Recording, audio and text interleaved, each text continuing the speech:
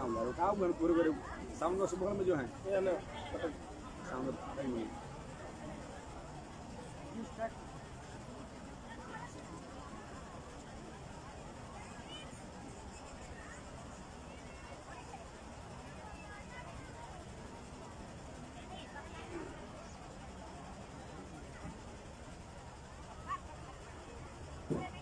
नारायण नारायण। बोलिए श्री लक्ष्मी नारायण भगवान की।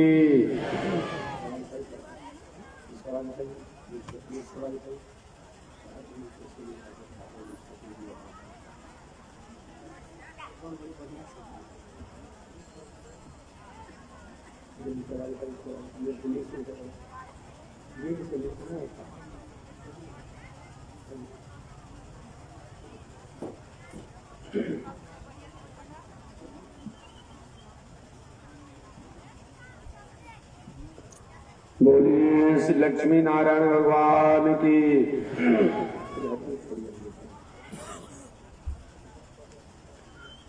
श्रीमन नारायण लक्ष्मी नारायण। श्रीमन नारायण लक्ष्मी श्रीमन नारायण नारायण नारायण। श्रीमन नारायण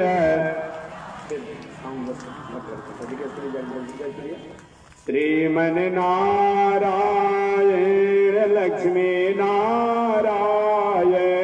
श्रीमन नारायण लक्ष्मी नारायण। श्रीमन नारायण नारायण नारायण। श्रीमन नारायण नारायण लक्ष्मी नारायण नारायण नारायण। लक्ष्मी नारायण नारायण बोलिए श्री लक्ष्मी नारायण भगवान की। अनंताचार्य कृपया वेदांत द्वयपारगम रामकृष्णांग्रि सद्भक्तम विश्वक्सेन मुनिं भजे। कासायम यज्ञ सूत्रम शुचिवपुषि तथा चोर्ध्वपुण्ड्रं च भाले। यस्यास्ते दक्षस्ते कलिकुमति गिरीन्द्रेन्द्र वज्रं त्रिदण्डं। संसाराग्नि प्रशान्त्यै मृतजलममलं दारुपात्रं पवित्रं। श्री विश्वक्सेन सुम्रे पदकमलयुगं श्रेयसे संश्रयामि। लक्ष्मीनाथ समारंभा नाथयामुनिमध्यमाम् अस्मदाचार्यपर्यन्तां वन्दे गुरो परम्पराम्। नारायणाय विद्महे वासुदेवाय धीमहि तन्नो विष्णु प्रचोदयात्। महालक्ष्म्यै च विद्महे विष्णुपत्न्यै च धीमहि तन्नो लक्ष्मी प्रचोदयात्। तन्नो लक्ष्मी प्रचोदयात्। परमाराध्य श्री लक्ष्मी नारायण भगवान प्रातः स्मरणीय पूज्य आचार्य श्री के जुगल चरणों में कोटिशः नमन एवं भगवत भागवत आचार्य कैंकर्य पारायण महानुभाव। आप अयोध्या प्रयाग काशी बक्सर से आए हुए धर्माचार्य पिताधीश्वरों का आपने कथा श्रवण किया। मैं अपनी बातों को आपके सामने निवेदन करते आ रहा हूं। मानव जीवन में कथा वह कड़ी है। मानव जीवन में ये कथा वह एक जीवन जीने का पैटर्न है जिसके कारण संस्कार, संस्कृति, सभ्यता समाज में जीने के तरीका, परिवार में जीने के तरीका को हम प्राप्त करते हैं। जब तक भी जिन जिन लोगों ने भी कथा को त्याग किया, हमारे जीवन के साधन संसाधन सुविधाएं जो भी है वो कथा के अभाव के कारण हमारे लिए बोझ बन गई। केवल हमारे लिए बोझ नहीं बनी, बल्कि वो समाज के लिए बोझ बन गई, बल्कि राष्ट्र के लिए बोझ बन गई। और उस बोझ से इतने हम बोझिल हो गए, कभी भी हमारी इतिहास उसको भूली नहीं। हमेशा संस्कार, संस्कृति, सभ्यता से कलंकित व्यक्ति, कथा, पूजा पाठ, यज्ञ दान की मर्यादा से चुका व्यक्ति, दुनिया की ईश्वर संसाधनों को तो पाया है, परंतु इतिहास और समाज ने उसको माफ नहीं किया। प्रमाण के रूप में लंकेश रावण, प्रमाण के रूप में हिरण्याक्ष, प्रमाण के रूप में हिरण्यकश्यप, प्रमाण के रूप में कंस, दंतवक्र, शिशुपाल, जरासंध, अनेकों इतिहास पड़े हुए हैं। इन लोग बस क्या नहीं था। आपने सुना होगा लंकेश रावण ने मृत्यु के देवता यमराज को भी अपने बस में रखा था। जैसा वह कहता वही यमराज करते। शायद आपने कभी मौखिक कथाओं में सुना होगा, मौखिक कथाओं में आपने सुना होगा लंकेश रावण ने ये मन में विचार किया था कि मैं पृथ्वी से लेकर के स्वर्ग तक सीढ़ी बना रहा। शायद आपने सुना होगा नरक नाम का जो विभाग है उस विभागे को बंद कर दूंगा। जैसे कोई जेल हो या कोई कि हम अपने आप में जेल विभागे को बंद कर देंगे और अपराध बढ़ जाएगी ना, और अपराध बढ़ जाएगा। लेकिन कर नहीं पाया, कर नहीं पाया। क्या नहीं उसके पास वैभव था। हिरण्यकश्यप को तो आप जानते ही होंगे, ब्रह्मा जी द्वारा वरदान प्राप्त किया था कि ब्रह्मा की सृष्टि द्वारा ही मेरा कुछ बिगड़ मत पाया, कोई मेरा बिगाड़ मत पाया। हमारे आपके पास तो बहुत कुछ है, बुलेट प्रूफ गाड़ी रखे हैं, जब तक गाड़ी में रहेंगे तभी तक सुरक्षित रहेंगे, या बुलेट प्रूफ कहीं घर होगा तो वहीं तक रहेंगे, या किसी सीमा है।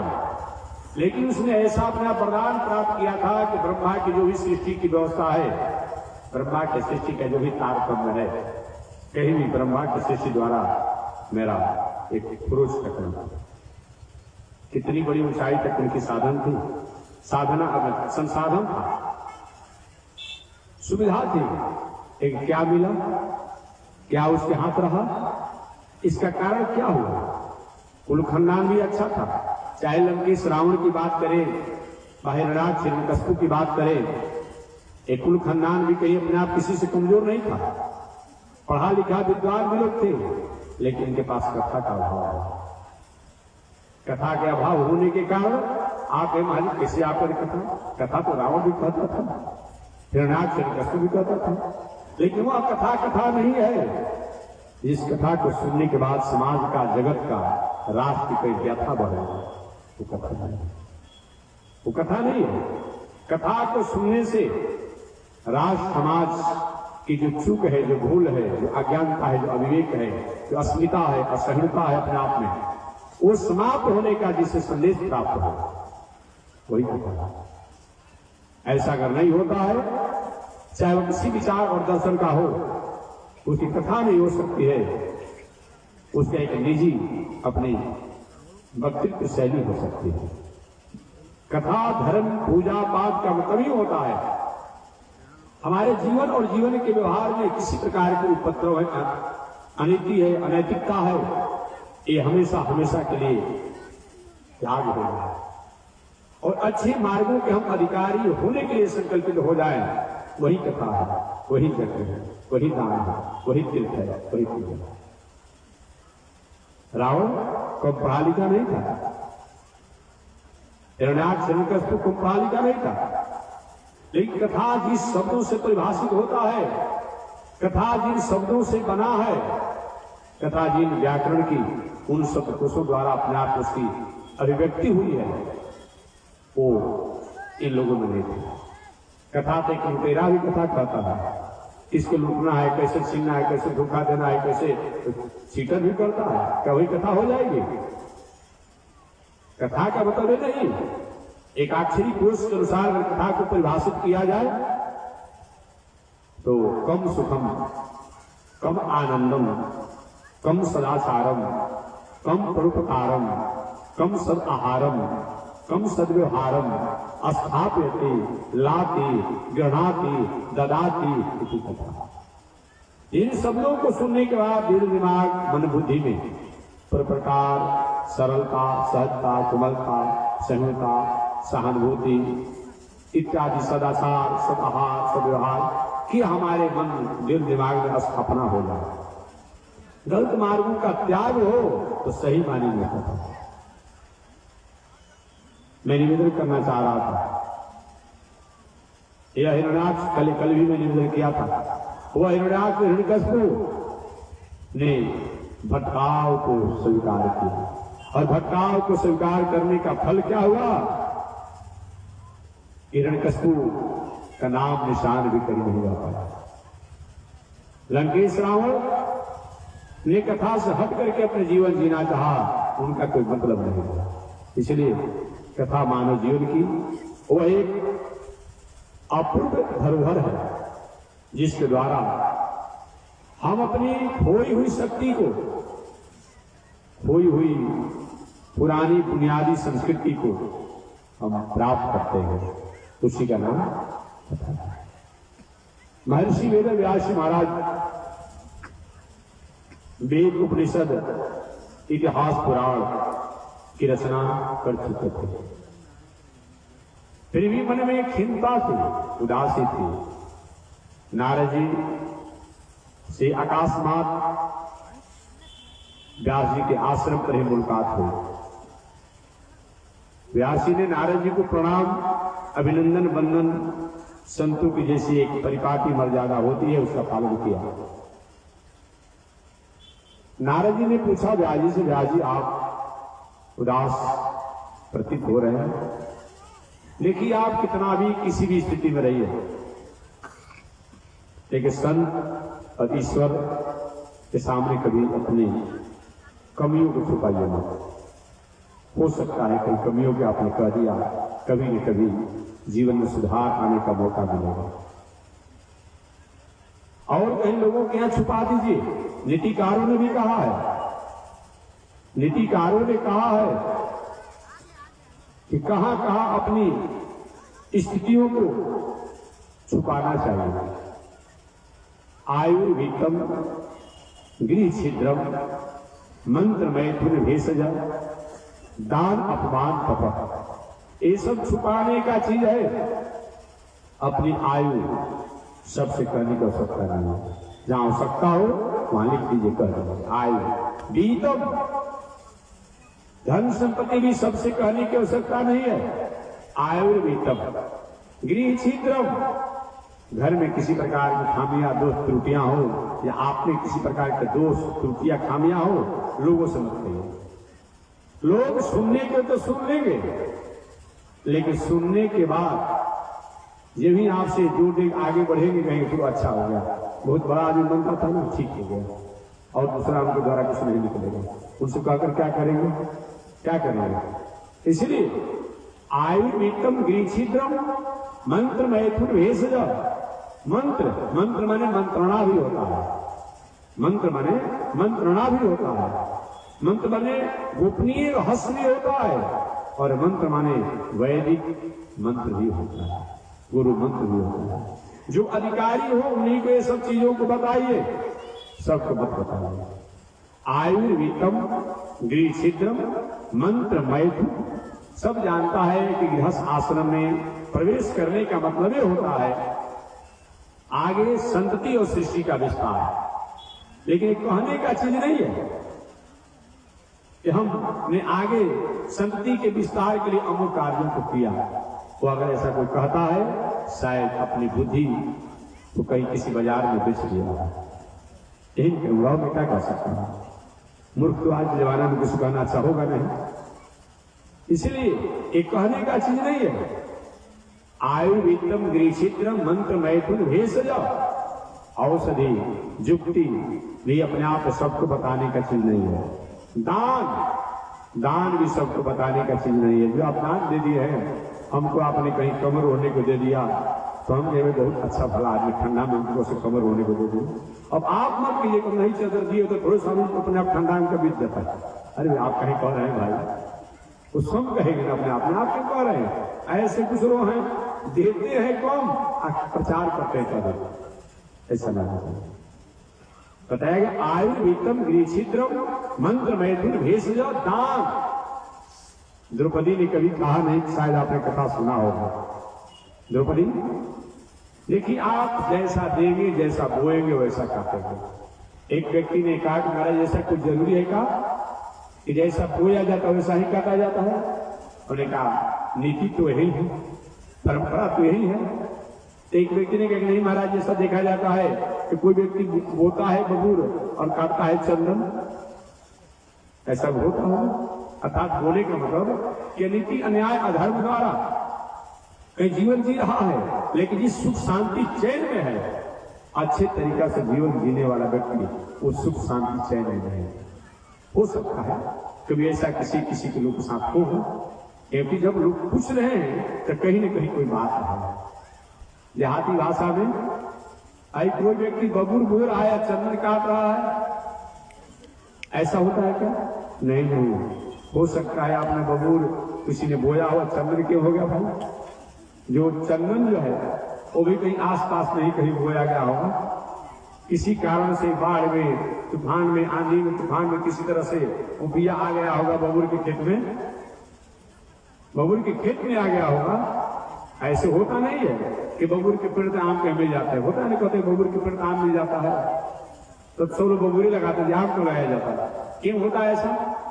अरे भाई कोई आम लेकर जा रहा होगा किसी कारण से, या तो पेड़ में से या तो कहीं जाते समय फल गिर गया अपने आप में, बबूर के पेड़ के नीचे आम मिल गया। लेकिन सब लोग बबूर के पेड़ के नीचे आम की कामना करने लगेंगे तो भाई बड़ी मुश्किल काम है। किसी के साथ हो गया होगा, लेकिन समझिए कि वो अपने आप मिला।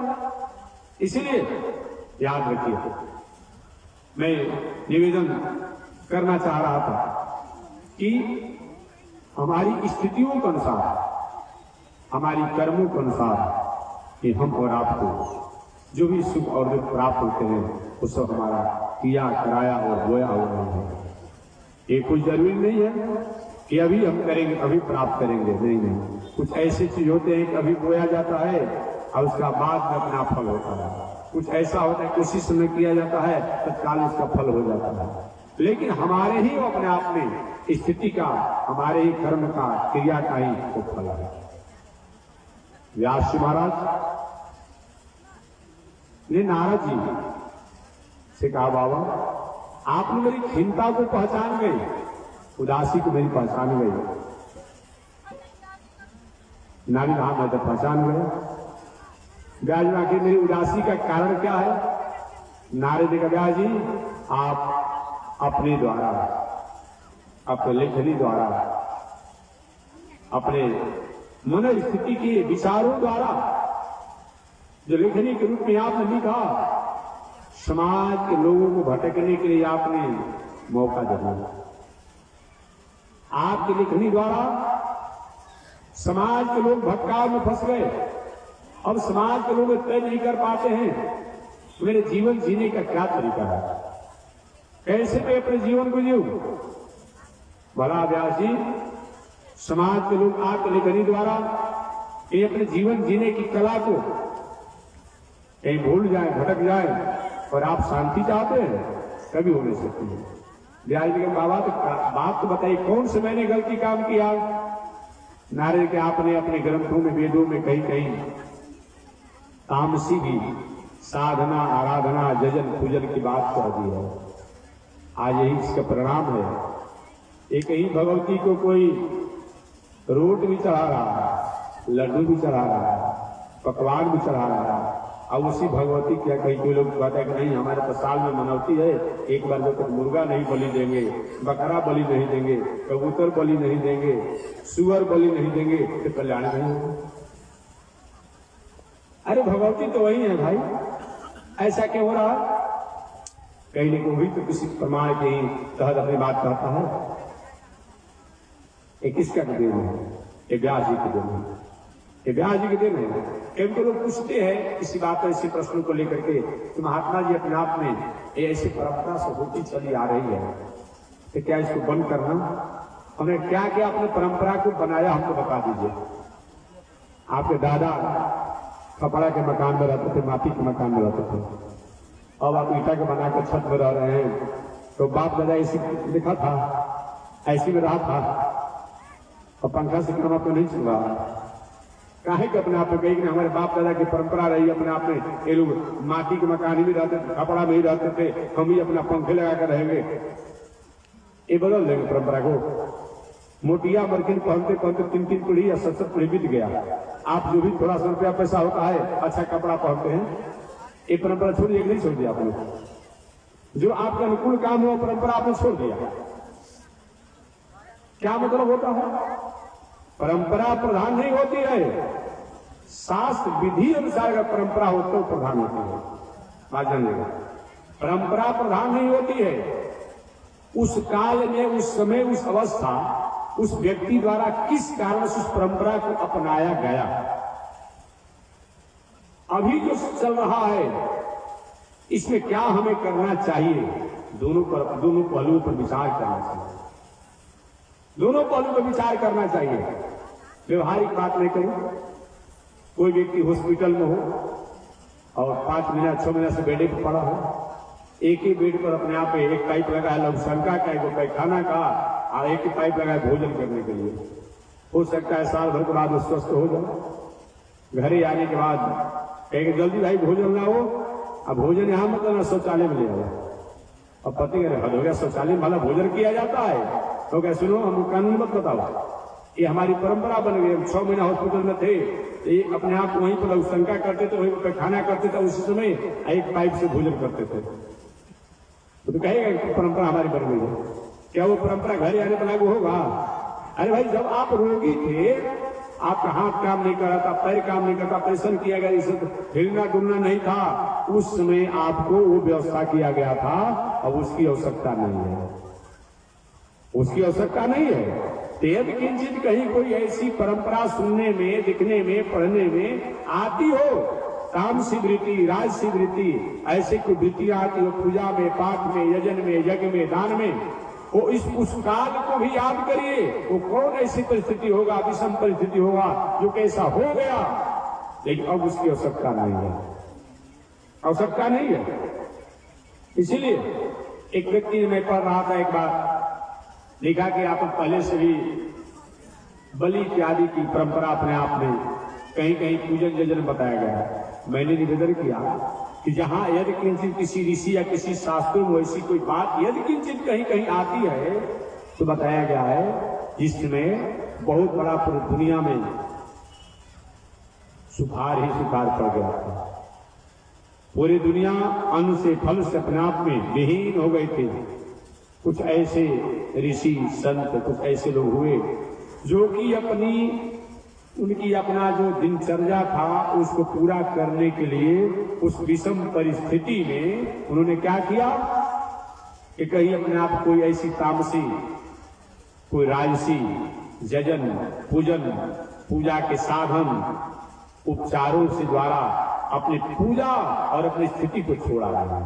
लेकिन वो उस समय के लिए है, हमेशा के नहीं।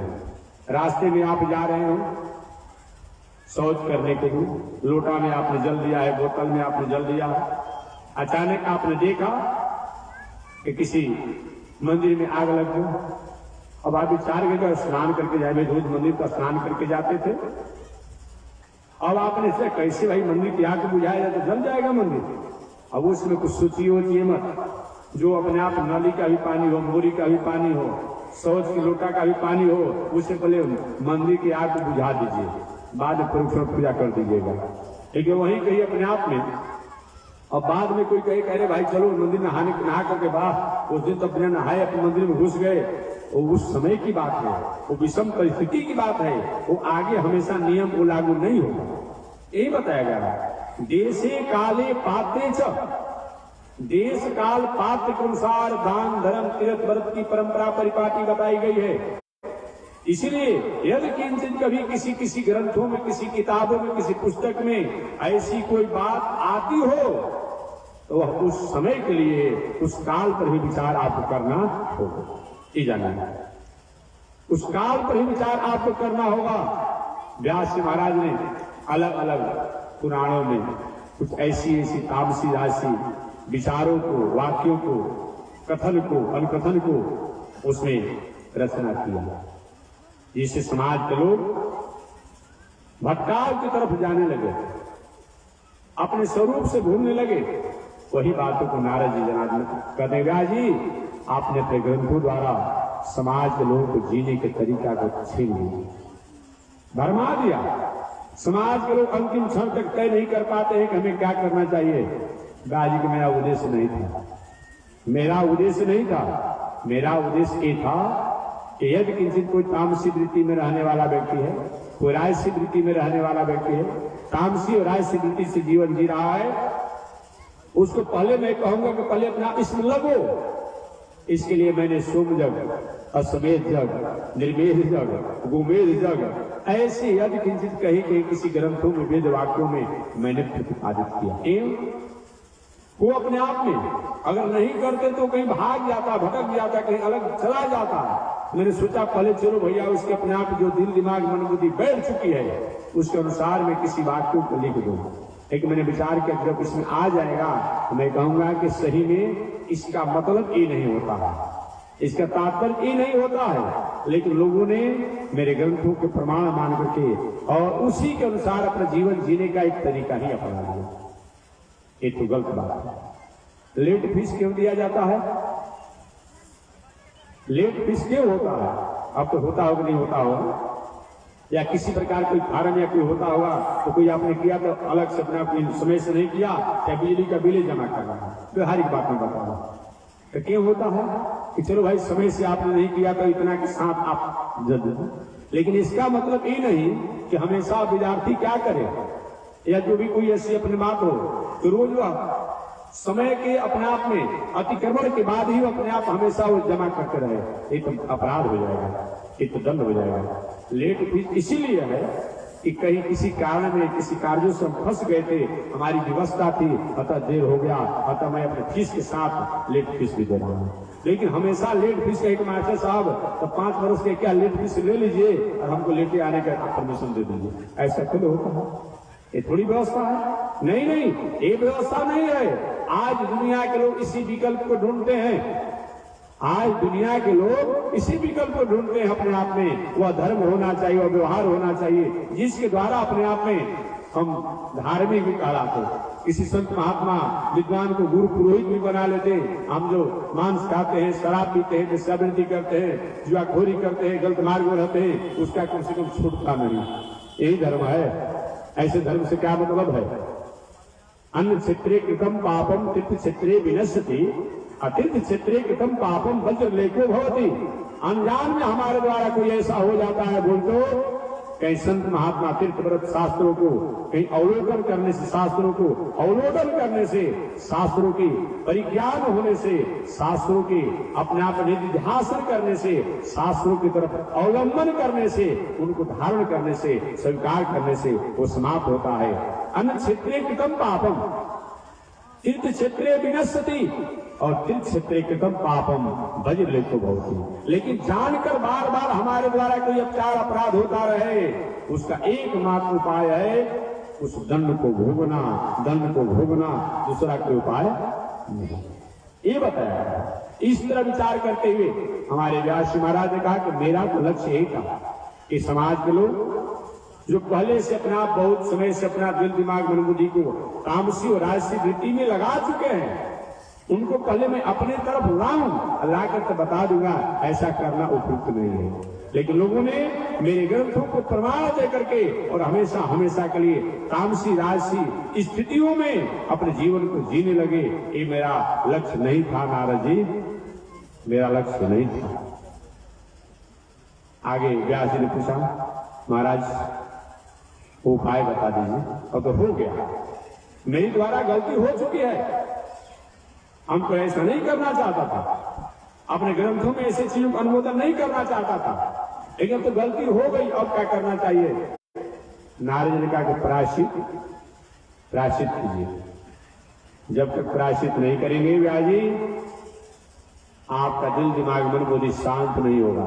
और आप जब शांति को प्राप्त नहीं करेंगे तो आपके ग्रंथ और शासन द्वारा, आपके उपदेशों द्वारा समाज को कैसे शांति मिलेगी?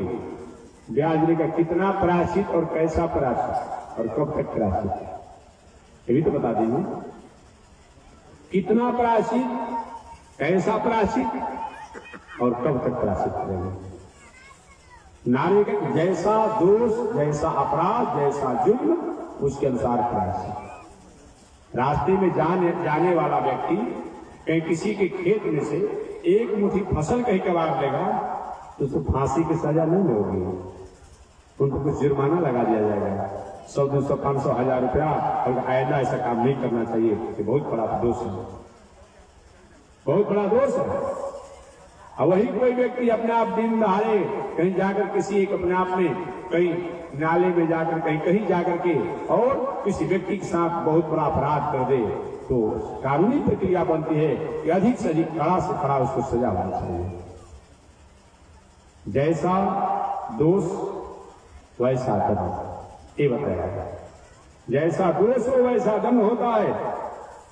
हमारे नारद जी ने कहा कि महाराज आपने द्वारा ग्रंथों द्वारा समाज के लोगों को भटकाव में लाया गया है।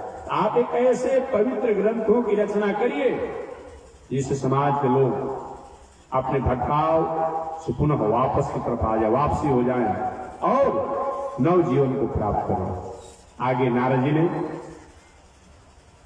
व्यास जी को भगवान श्रीमन नारायण द्वारा, जो भगवान श्रीमन नारायण के सत्संकल्प से प्रकट जो भागवत जो था, उस भागवत को अपने आप ने क्या किया, उन्होंने पुनः उपदेश दिया सूक्ष्म रूप में, बीज रूप में, और कहा हे व्यास जी इसका आप विस्तार से व्याख्या करिए, इसका आप विस्तार से व्याख्या करिए।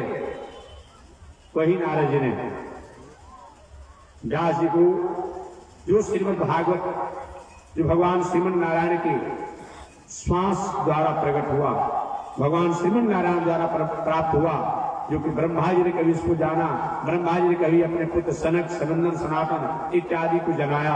आगे चलकर उसकी परंपरा चली आ रही, लेकिन पहले वाचिक रूप में था, कहने सुनने के। वही व्यास जी को सुनाया और कहा व्यास जी इसको आप लेखनी के रूप में लिख दीजिए, लेखनी के रूप में लिख दीजिए।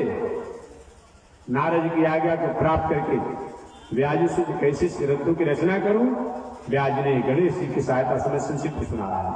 गणेश जी की सहायता से व्यास जी ने भागवत ग्रंथों की रचना की, जो 18,000 श्लोकों से संपन्न है। ग्रंथों की रचना और नामकरण होने के बाद व्यास जी ने सोचा इसका अधिकार किसको दिया जाए। एक उपयुक्त अधिकारी होना चाहिए किसी चीजों का, और उपयुक्त अधिकारी नहीं रहेगा तो हमारे पास कितनी भी कीमती वस्तु हो उसका कोई मतलब नहीं होता है। इसलिए उपयुक्त अधिकारी होना ही चाहिए। ऐसा विचार कर हमारे व्यास जी महाराज मन में भावना हुई। अभी तक अपना कोई पुत्र नहीं, अभी अपना कोई पुत्र नहीं था व्यास जी कुछ समय तक। शिष्य लोग थे, विचार कर क्या प्रभु जीवन इसी पुत्र की उदासी में चली जाएगी कि कभी एक पुत्र हो जाता तो कम से कम मेरे घर में भी मेरी वंश परंपरा की दीप कहीं जल जाती।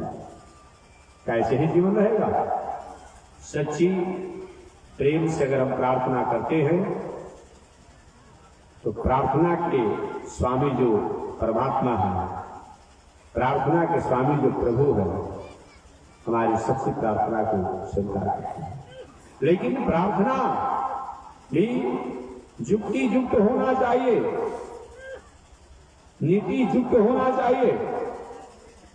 प्रार्थना हो, लेकिन प्रार्थना का अधिकारी भी होना चाहिए, प्रार्थना का पात्र भी होना चाहिए, प्रार्थना का पात्रता भी होनी चाहिए। ये नहीं कि आप पहला क्लास के विद्यार्थी हो मैं कहते कि हम कहीं न्यायाधीश बना दिया जाता है। हे भगवान, हम प्रार्थना करते अगर हो जाते तो क्या होगा, हमको 5 लड्डू चढ़ाते। अरे भाई, आपने उसके लिए योग्यता नहीं किया है, पढ़ा नहीं है, पढ़ा नहीं है अपने आप को। इसलिए प्रार्थना होनी चाहिए, लेकिन प्रार्थना युक्ति युक्त होना चाहिए, उपयुक्त होना चाहिए। प्रार्थना ये नहीं, आजकल जो प्रार्थना चल रहा है कि अपने आप में लाखों रुपया फंसा हुआ है, करोड़ों रुपया राजपति को ऐसा हो रहा था। हम एक कथा कहते किसी के प्रति हम कोई अपने आप इंगित नहीं, हम जानते हैं कौन क्या किस स्थिति में है, अपना आज वो करता है लोग अपने आप। अब कहीं लाखों रुपया, 1000 रुपया, करोड़ रुपया कहीं फंसा हुआ है, अब कहीं सुन लिया, कहीं जान लिया, कहीं पढ़ लिया, क्या किया, जाकर के अपने आप में शंकर जी के, हनुमान जी के यहाँ, अपने आप में गणेश बाबा के यहाँ, काली के यहाँ, दुर्गा के यहाँ, संत के यहाँ, अब क्या करेगा, 100 रुपए का 200 रुपए का मिठाई ले जाएगा। अब ले जा रहे हे शंकर जी, हे काली जी, हे दुर्गा जी, अगर हमारा करोड़ रुपया निकल जाता तो मानते कि आप सही देवता है, लीजिए। अब व्यवसाय करने गए हैं शंकर जी से, काली से, दुर्गा से, हैं कि समर्पण करने गए हैं, वो तो उसी समय आपका काम बंद हो गया, उसी समय आपका काम बंद हो गया। एक तो आपने जो बात कहा, ये आपने एक सौदा किया, आपने समर्पण नहीं किया, आपने उन देवता और देवी के प्रति, उन आराध्य के प्रति आपने अपनी भावना नहीं अर्पित किया, आपने वहां पर सौदा किया। सौदा मत करिए। साधना, आराधना, यजन, पूजन ये सौदा नहीं है, ये हमारी संकल्प और संस्कार है। सौदा बाजार में किया जाता है और शास्त्र, संत और के प्रति हम अपने आप में समर्पित होते हैं। अगर क्या हमारी भावनाओं से हमारी स्थितियों को वो स्वीकार कर हमको अपने आप में पूर्ण रूप में हमारी स्थिति तक पहुंचा देते हैं। अतः अपने आप बताया गया है कि निश्चित रूप में हम उन परमात्मा, उन तत्व, उन आराध्या के प्रति हमारी संबंध होना चाहिए, प्रार्थना होनी चाहिए, लेकिन प्रार्थना का एक मानक होना चाहिए। मानक, आप सुंदर दुकान से गेहूं का, धान का, जो भी बीज हो उसको खरीद कर लाइए। खेत में उगाने को बताया गया है, आपको नहर के धार में अगर उसको बो देगा तो होगा नहीं। तो पात्रता भी होनी चाहिए, पात्र होना चाहिए और पात्रता भी होनी चाहिए। कभी कभी कुछ लोग अपने आप में कहते हैं, विषय नहीं कहना पड़ता है, जरूर दूसरा के प्रश्न आते रहते हैं, महाराज जी अपने आप में बहुत दिनों से हम प्रयास कर रहे हैं, संतान अपने आप में क्या भाव है। हमने कहा पहले भाई मेडिकल साइंस का भी सहारा ले लें, मेडिकल साइंस से पहले ओके हो जाइए, हरी झंडी हो जाए, अथवा उसके बाद शास्त्र की बात को बताया जाएगा और आपको होना नहीं होना ये किसी के बस की बात नहीं है, ये जान लीजिए। लेकिन शास्त्र की उक्तियों द्वारा, सुक्तियों द्वारा, उनकी जो वाक्यों द्वारा होते हैं उपाय बताया जाएगा। लेकिन जब तक से मेडिकल अगर उनका सलाह और सुझाव और उनके रुझान तो बिना जाने कितना भी आप मंत्र पूजा पाठ कर लीजिए, लेकिन बहुत गलत होगा। दोनों होना चाहिए। देहात में दोनों कहते हैं कि दवा और दुआ, दुआ बाद में शब्द आया है, दवा पहले शब्द आया है। आप नहीं कहते हैं कि दवा और दुआ, दुआ और दवा नहीं, याद रखिएगा, दवा और तब दुआ।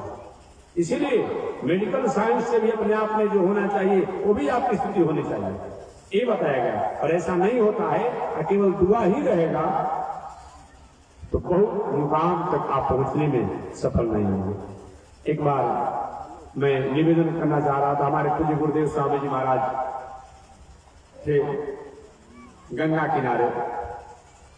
अगर कोई दुआ दे भी देगा, कोई श्राप दे भी देगा तो लागू नहीं होगा जल, दुआ भी नहीं और श्राप भी नहीं। अगर हमारी पत्रता जो बता रहेगा। स्वामी महाराज के स्वामी जी के ही एक शिष्य थे, जिनका नाम था मुक्ति नारायण ब्रह्मचारी जी। मुक्ति नारायण स्वामी जी बाद में उन्होंने संन्यास को लिया, उत्तर प्रदेश के रहने वाले थे, बलिया जिले। कुछ गांव में घूमते से तमाश करते।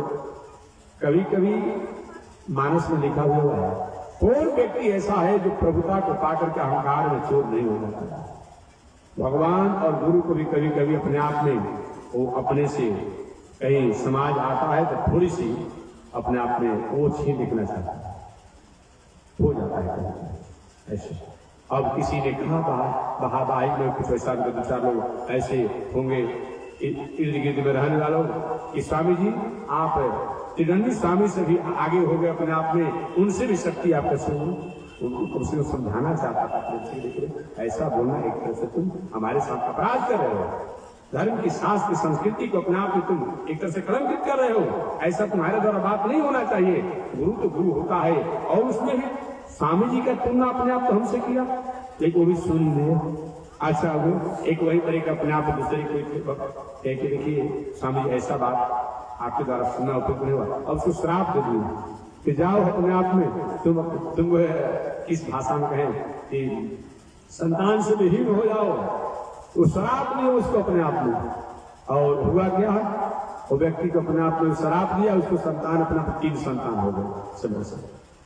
तो अगर हमारा उद्देश्य लक्षित रहेगा तो श्राप भी हमारे पास लागू नहीं होगा। अगर हमारा उद्देश्य लक्षित नहीं रहेगा, कोई वरदान भी देगा नहीं तो हमारे श्राप के समान हो जाएगा। इसलिए दवा भी और दुआ भी होना चाहिए, केवल दुआ से ही काम नहीं चलेगा, दवा भी होना चाहिए, क्योंकि भगवान का वो भी एक वेद है। आप जानिए ऋग्वेद, यजुर्वेद, अथर्ववेद, सामवेद, तो उसके बाद एक आयुर्वेद उपवेद है। आयुर्वेद जो है क्या है, उपवेद है, ये भी एक वेद ही है अपने आप में, इससे अलग आप नहीं होंगे, ऐसे छोड़कर आप कुछ नहीं कर सकते हैं, इसलिए ये भी होना चाहिए।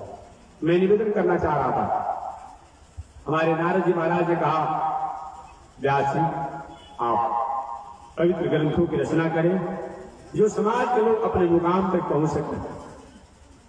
नारद जी की आज्ञा को मानकर व्यास जी महाराज ने श्रीमद् भागवत महापुराण ग्रंथों की रचना की, उसका नामकरण भी पवित्र रखा, और उत्तराधिकारी उपयुक्त होना चाहिए, इसकी मन में भावना उनकी हुई। कौन इस ग्रंथ को प्रचार करने का उत्तराधिकारी होगा उपयुक्त, जो सही माने में इस ग्रंथ का प्रचार कर सके। सभी पहलुओं पर विचार किए। क्या करते हो समझाइए, आपने कहां से बुला ला मैं निवेदन कर रहा भाई, तो व्यवस्था यही हमारी एक संपत्ति है, इस मर्यादा में थोड़ा समझौता नहीं हो किसी घर का, तो व्यवस्था में समझाइए आपने। तो मैं निवेदन करना चाह रहा था, भूल जाएंगे मैं आपकी बातों से, मैं अपनी बातों भूल जाऊंगा। मैं निवेदन करना चाह रहा था, व्यास महाराज ने अपना उत्तराधिकारी ढूंढना चाहा। देखिए ढूंढ करके ही उत्तराधिकारी हो, गुरु हो, साधारण सब्जी आप खरीदने जाते हैं बाजारों में, तो 5 दुकान से देखते हैं सब्जी को, उसमें सब्जी को उलट करके पलट करके सब चारों तरफ से देखेंगे कहीं सड़ा नहीं है, कहीं बहुत पुराना बासी नहीं है। तो एक सब्जी जो आज प्रयोग में ली, आज अगर खरीदा गया तो शाम को प्रयोग में हो जाएगा, शाम को खरीदा गया तो सुबह उपयोग में हो जाएगा। जो शास्त्र संस्कृति जो ग्रंथ ईश्वर ऐसे है क्या, बस अब गए कहीं घूमने के लिए सबको गुरु बना लेता है, जहां गया वहां तो उसको गुरु बना लिया, वहां ग्रंथों कला प्रगति भ्रमित हो गया। नहीं नहीं, जाइए सबके पास, अगर पावर हो तब, वोट हो तब, एक जहां जाइए वही भटक जाइए, यही बात ठीक नहीं है।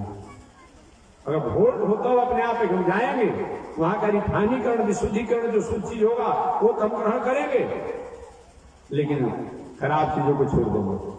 2 प्रकार के दुनिया में लोग होते हैं, एक चालन के समान, एक सूप के समान दुनिया में लोग होते हैं। चालन क्या करता है जी, जितना भी चालन क्या करता है, जितना भी कूड़ा करकट चोकर जो भी होता है सबको चालन अपने पेट में रख लेता है, अच्छा चीज को नीचे गिरा के फेंक देता है, हमको मतलब नहीं है। एक ऐसे भी दुनिया में लोग होते हैं, दुनिया में जो भी कुछ अपने आप में कूड़ा के समान जो होगा, जो खराब होगा, गंदगी के समान होगा, उसी को बस अपने पास जाएगा। यही पर आए हैं, कहीं बैठे अपने आप में कि किसी को प्रसादी कम मिल गया, कहीं बेसी में गई हुई, वहां तो भेदभाव हो रहा है। अरे भाई मिला क्या, इसके फिर पड़े अपने आप के, किसको कम मिला किसी को, और वो कूड़ा करके लेके चले गए। यही कथा में क्या हुआ उनको मतलब नहीं रहा, इसी कुछ ऐसे लोग होते हैं, वहां बिछौना ठीक नहीं था तो भोजन व्यवस्था ठीक ना, तो सिस्टम ठीक नहीं था। अरे सिस्टम अपना सुधारिए ना, क्या सिस्टम सुधारे के फेरे में पड़े हुए हैं।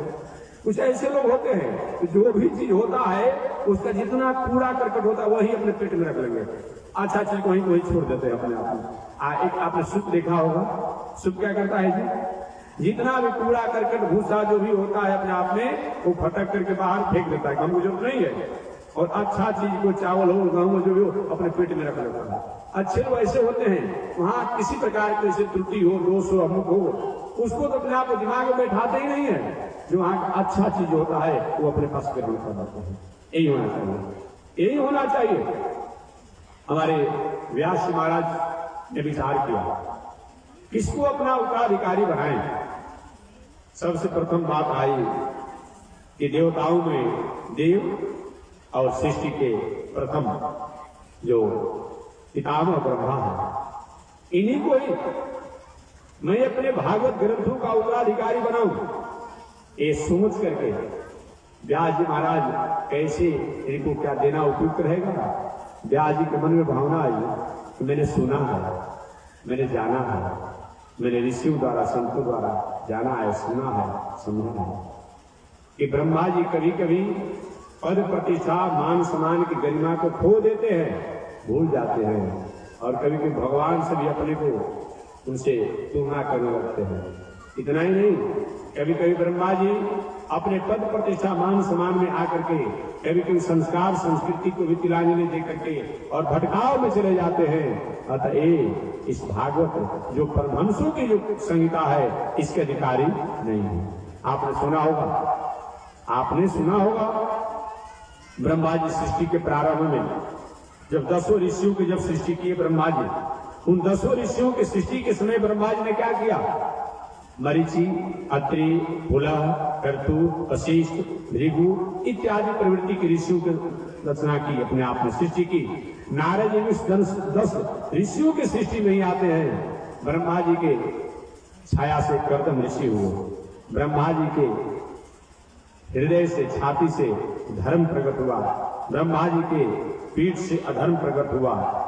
वही ब्रह्मा जी द्वारा एक कन्या भी प्रकट हुई जिनका नाम सरस्वती देवी है।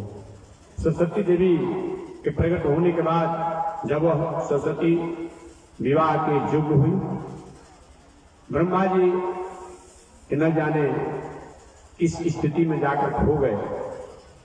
अचानक उनके मन में भावना हुई, काश इस सरस्वती को जो मेरी पुत्री कहलाती है इसको मैं अपने पत्नी की मर्यादा और गरिमा में स्वीकार कर लेता तो कोई हर्ज नहीं। ये बातों को मन में भावना किए ब्रह्मा जी।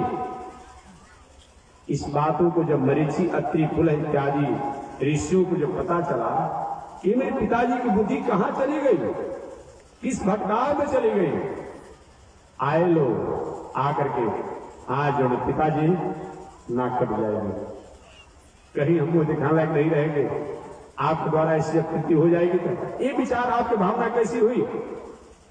ब्रह्मा जी ने भावना को त्याग कर दिया, लेकिन आज भी उस भावना को भावित होने के कारण ब्रह्मा जी को एक कलंकित रूप में माना जाता है। शंकर जी कहीं भी पीपल के पेड़ों पर बैठ जाते हैं, बर के पेड़ों पर बैठ जाते हैं लिंग के रूप में, कहीं भी तुमको बट्टा खराब होती अपना रख दीजिए, जल चढ़ाइए, घूमत चाहे सिराते को चढ़ाइए, लेकर रह जाते हैं। कोई भी ऐसा गांव सनातन धर्म का नहीं होगा जहाँ के शंकर जी न हो अपने आप में।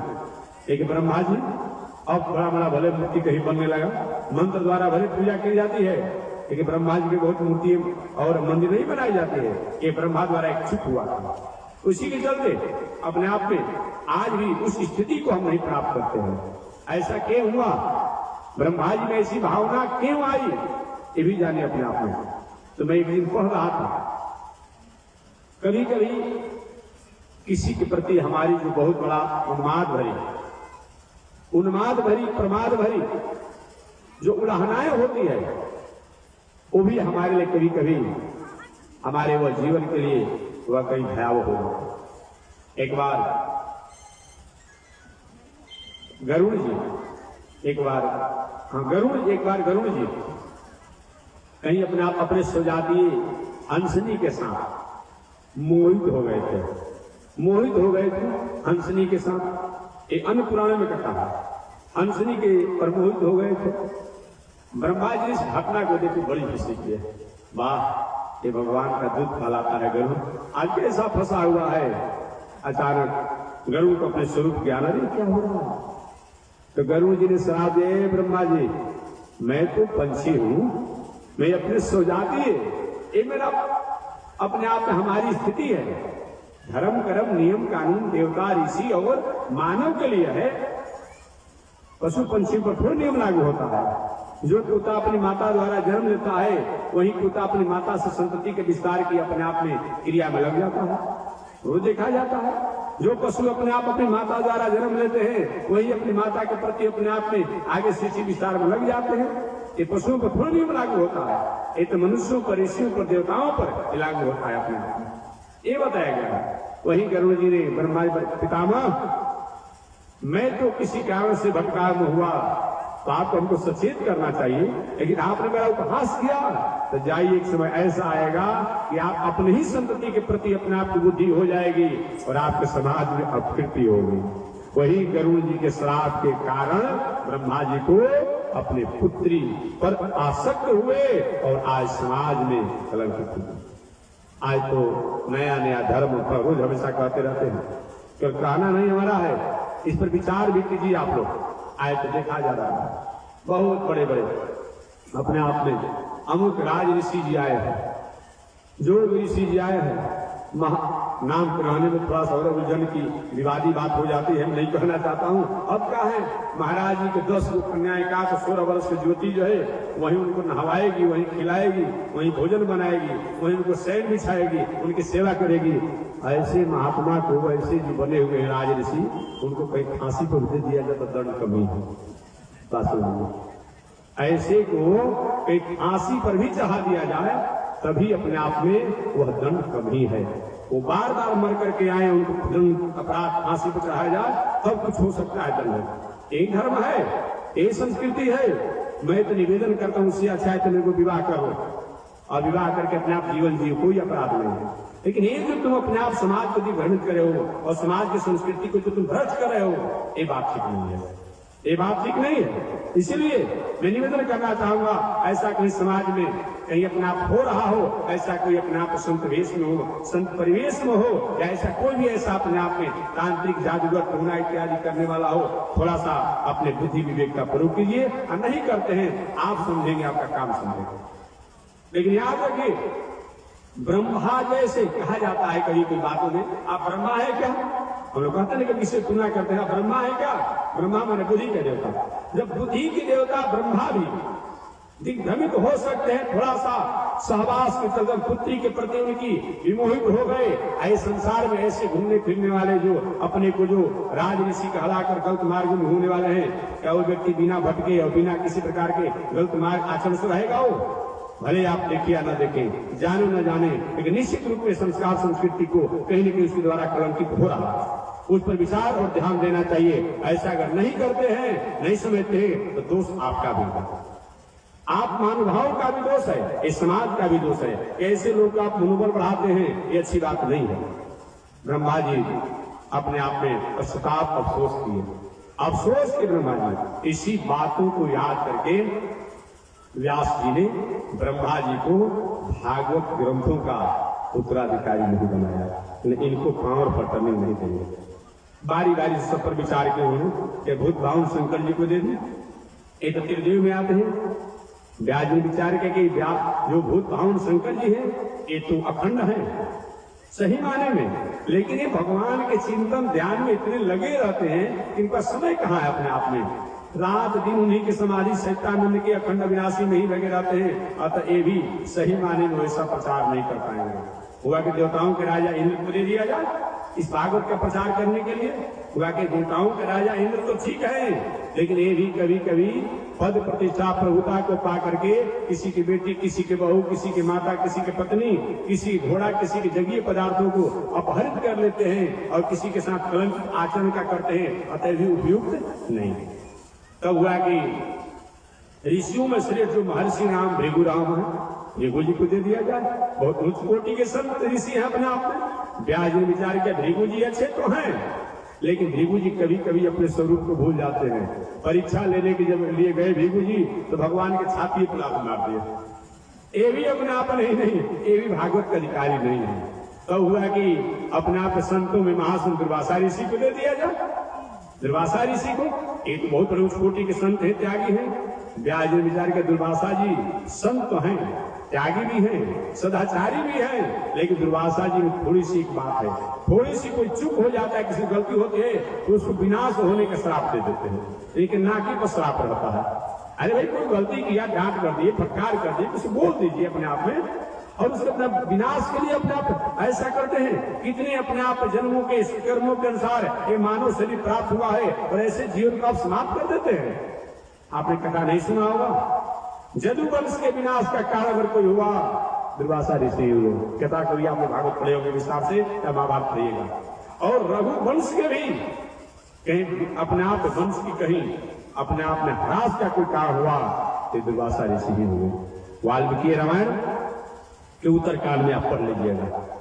कथा हमेशा मैं कहते रहता हूं, समय नहीं है आपको समय से जाना भी। रघुवंश के वंश परंपरा को कहीं ह्रास का कारण कोई हुआ, इन्हीं दुर्वासा जी के बाद भगवान को तो अपने आप में अपने साकेत को जाने के लिए संकल्पित होना होगा।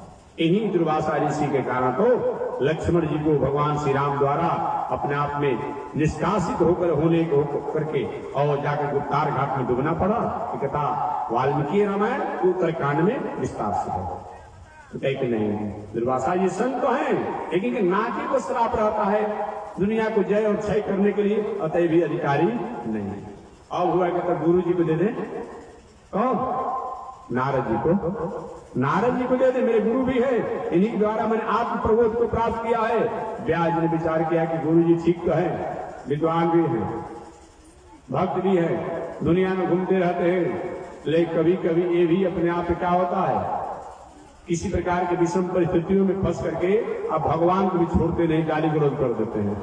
मोहिनी अवतार के समय कथा आप नहीं जानते हैं, रामचरितमानस में भगवान को इतना फजीहत की, अपने आप नारद इतना गाली गलौज किए कि भगवान को इस धाराधार पर आना पड़ा। कथा आप नहीं जानते हैं, जानते हैं अपने आप में, लेकिन नहीं, इनको भी नहीं दूंगा।